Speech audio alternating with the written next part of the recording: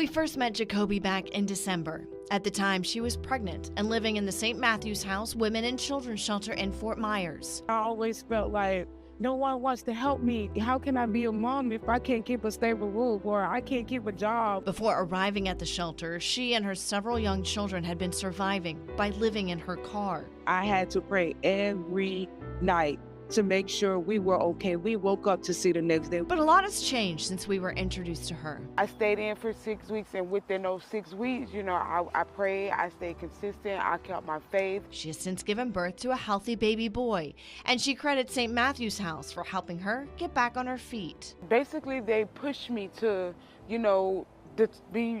better, trying to stay on task, stay on path, just reminding me of the steps of the things that I need to do to get to where I am today. Every resident that comes into the shelter is immediately assigned a case manager, and that case manager stays with that resident through the whole time that they're with us. So every week they're meeting with that resident. Jacoby's case manager met with her once a week, sometimes even more. Jacoby is now working and providing for her family. St. Matthew's House even helped her secure a home for her and her kids.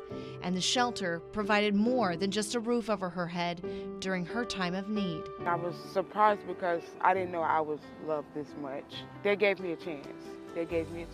A chance to reunite with her children and a chance to raise them in a home and have a job that allows her to put food on the table.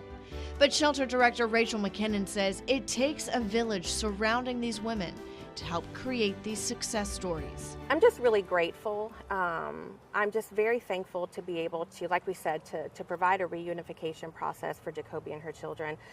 I'm grateful to my staff and our case managers who work so hard to come alongside these women and see them from crisis to contributor. Jacoby says leaning into her faith and relying on the workers at St. Matthew's House for guidance is how she was able to start a new life for her and her kids. I just left everything in God's hand, and once I did that, everything started to fall in place. I got my daughter back, I got a job, I got a place, I got my car fixed, and we're glad to call our house a home.